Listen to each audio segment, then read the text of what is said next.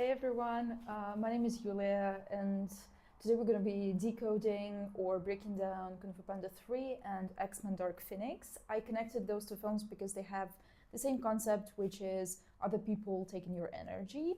And we're going to be having a look at how within different genres you can explore the same theme and how it, what it means and how it plays out. So at the beginning of the film, the Kung Fu Panda, Kai has taken the chi of every master, so Oogway tells him, the more you take, the less you have, which is, it's kind of a cheesy quote, we kind of hear it all the time, but actually what it means is that the process of give and take is so synchronistic that you cannot actually have something before you give something away. So it's like you can take, but you're physically not gonna feel, well, maybe not physically, but like energetically, you're not going to feel any difference. So the moment you give something away in exchange, it's sort of like a transaction, just like in banks.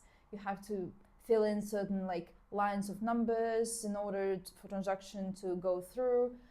Same thing here. You sort of like, the moment you give something away, the universe is like, transaction complete, check. So it's like, and it gives you something in return. It's just like that. Like it never works just one way. So whenever you think like, oh, I'm gonna take the money and I'm gonna, rug pull a person, or I'm gonna like disappear, something like that. So it's like, it's never gonna work this way. Like you would never, to a certain extent, you could technically physically have the money, but energetically speaking, you would never be fulfilled. So you'd be looking for something and on and on and on and on. It's just like it would go like an infinite number of ways.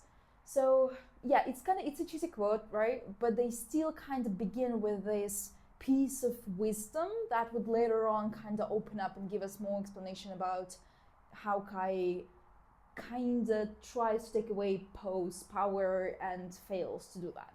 So we start with that, and then cut to Kai is taking Poe's chi by force.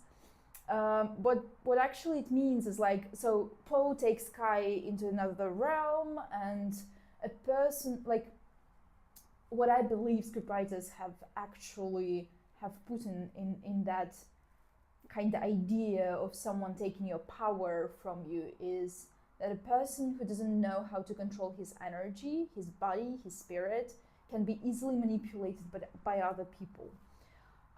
So that's why sort of like some people give their energy away, not as a conscious decision, but rather it's sort of like a byproduct of it. So let me explain. There are different levels of consciousness, right? We're diving a little bit into esoterics and like psychology and all that, so bear with me. If you are on the lower energies, and let's say like, we can even say like dimensions or chakras or like whatever levels, however you perceive the universe. So the lower you go, the more you sort of like on this animalistic level. So you take something for granted. You come to a person, to an animal, and you think you have the right to kill it, to eat it, to take its energy. If we go into this like human level and how humans manipulate that, it's a narcissism. So a person is entering the room and he's like, he or she, like whatever, is like, you know what? I'm kind of feeling weird. You're making me feel weird. I feel bad. I feel like they're playing the victim so that the other person be like, oh my God, you feel bad. What can I do for you? And so now it's this, sort of like loop of like a victim and an attacker, right? Abuser.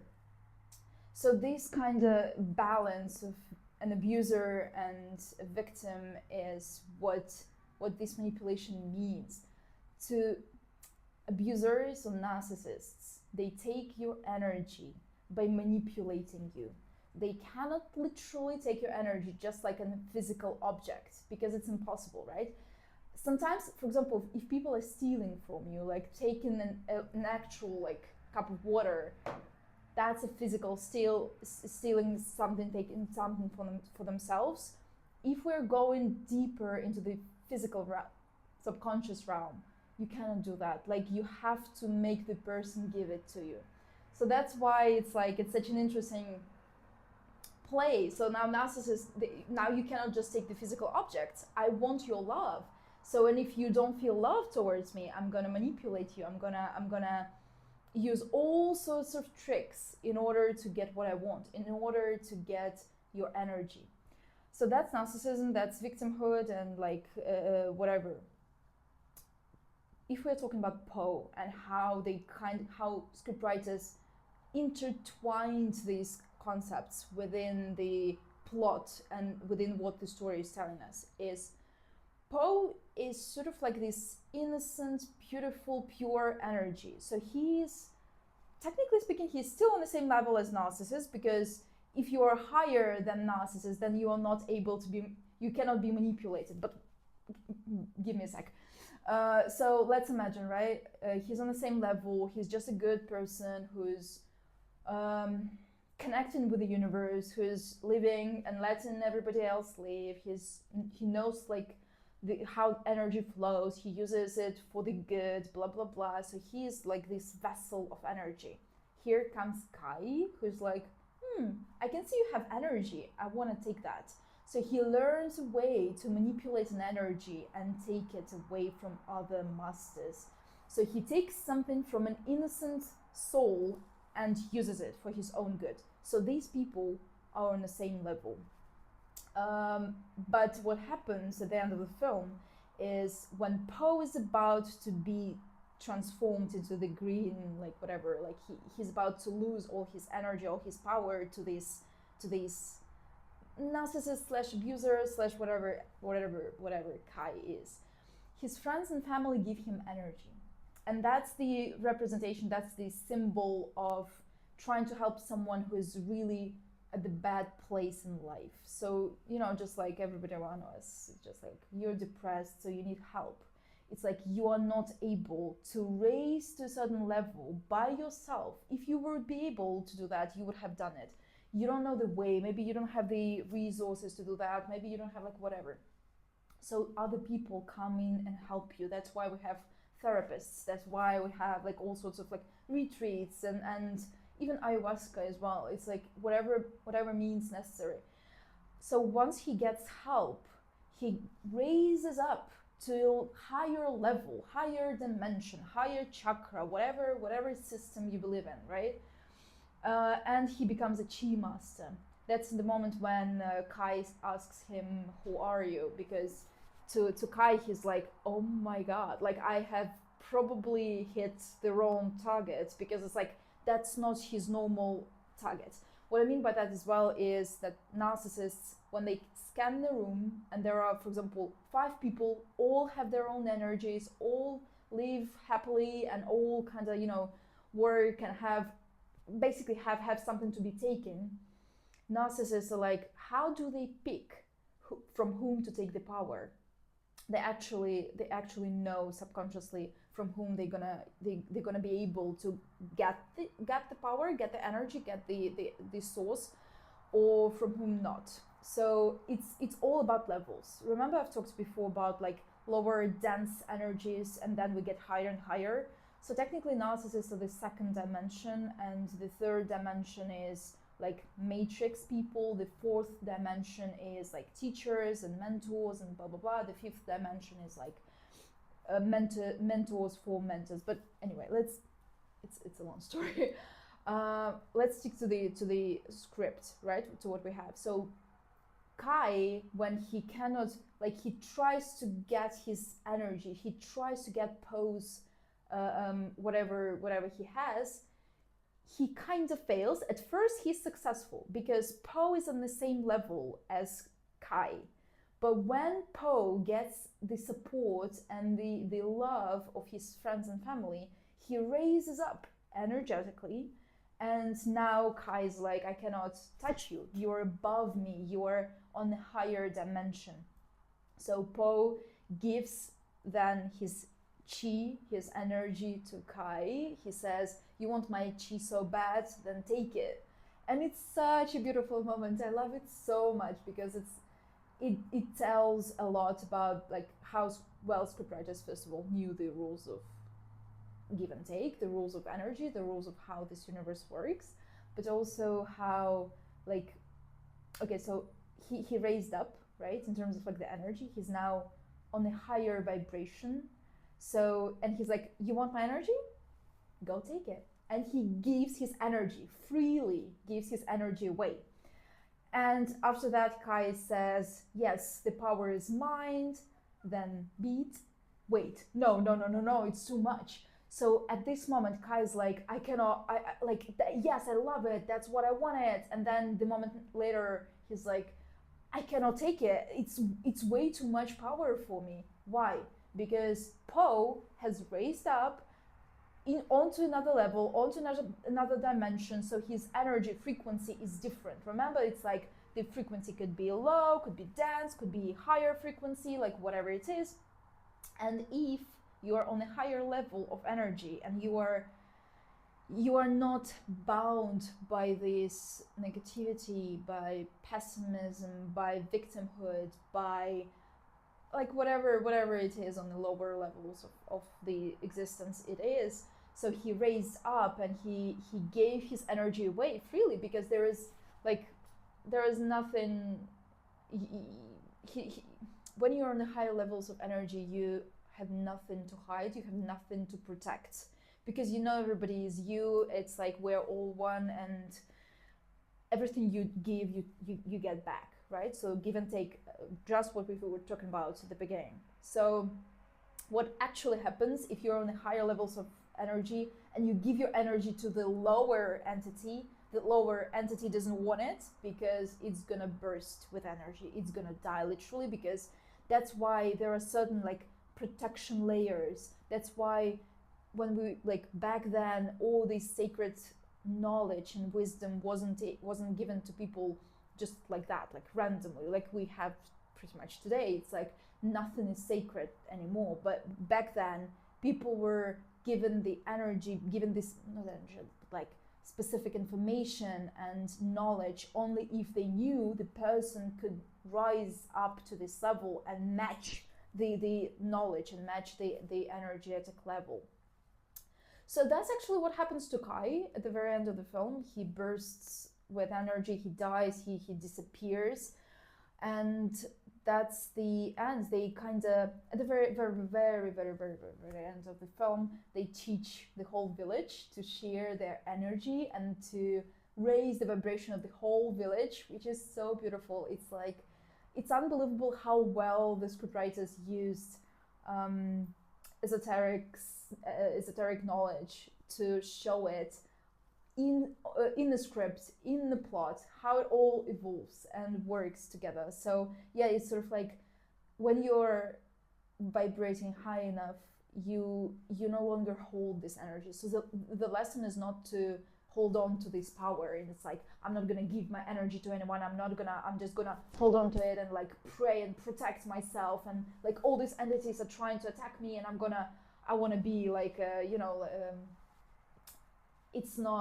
that's not how it is. So they begin vibrating higher and they share it, because once you begin vibrating higher, you're literally unreachable for all the entities, for all the beings, human beings, whatever beings, from the lower dense energies.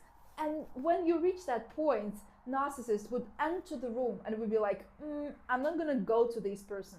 It's like they would feel it's unsafe for them. So yeah, it's like it's really beautiful how they've managed to work it out.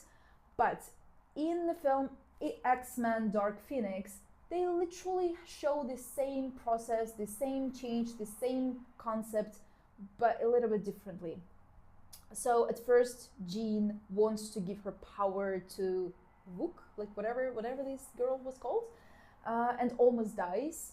So remember, somewhere in the middle of the film, she's like, I'm too tired of this like insane energy, and it was literally killing her, because she was given something that she's a bit lower, and she was given something from above, and like way more immense and dense, and so she's not able, she can't figure out how to use it, how to live with it.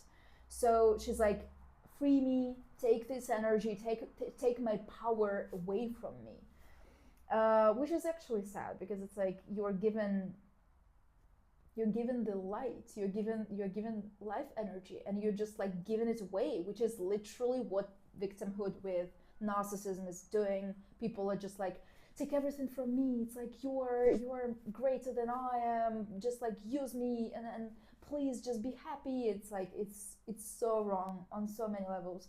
But so when she begins giving her power away, she does feel a little bit better, because she's like, the weight is lifted and she's free from that, but she almost dies. And Charles stops her, so he's like, don't do that, you're gonna die. It's it's not, that's not the way to get rid of the power, that's not the way to manage it, that's not the way to work through it. So she stops, she breaks the connection, and cut to end of the film. She learns, technically it's kind of, it's imposed, we're not quite sure, which is why I believe that in this film they've done a little bit like not such a great job as they've done it with Kung Fu Panda, because in Dark Phoenix they didn't quite show us this transition, this change, how she raised up, and she was like learned to control her power. Like, I would have probably made it a bit different, but let's suppose she learned how to control her power. She wanted to protect her family. She wanted to become this warrior, this protector, whatever. So at the very end of the film, she's like, she gives her energy to this woman, but she says as well, you want this power, you're gonna get it. Almost the same quote, almost the same circumstances, almost the same like plot development. It's just a little bit different in terms of the genre, right? We got more action, we got more suspense, we got more like back and forth. In Kung Fu Panda, it's pretty much straightforward. It's more of a hero's journey type of a script. It's more of a sort of like the transition and like the journey itself. Here we got more of like a straight on action. So she says, you want this power, you're gonna get it. She gives away her power, and by doing that, obviously the girl, like whatever woman was called, Vuk, I don't know, she disappears same way, because it's way too much of an energy for her, and also because it was given to her in a different way, which is brilliant. Like, honestly, to digest and eat your energy on the like for narcissists, it needs to be digestible for them. So it needs to be taken in the way they want it, in the way they need it, in a way that is right for them. And that's why Jean almost died before, because she was given it away of her own volition, and in a way as in she's a victim, right? So there were no boundaries, there were no like, it sort of like it was from the wrong point. And when she raised up, she's like, okay, you want it, I'm gonna give you your power, just not the way as like, I'm gonna give you all the truth. So it's like, that's what people on the lower level, they don't like to hear. So if we're talking about like real life thing, because that's sci-fi in any case, it would have been a person from the higher dimensions that would be like, I'm gonna tell you the truth about you. People from the lower dimensions are not ready to hear it.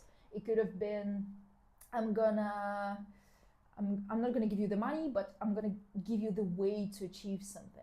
Narcissists or whatever second, third dimension people would be like, I don't want that. I want you to give me the money. I want my houses. I want my like gold, whatever. It's like, just in a different way. So it's the whole lesson of these two films are not about do not give your energy or do not share or do not like any of that. It's sort of learn to establish boundaries, learn when you want to share something, learn yourself, be conscious, do practices like master yourself, master your energies, master your body, be the master of your vessel, basically. And also I love the Kung Fu Panda because it teaches us what it's like to be a good teacher, mentor, coach, whatever you want to call it.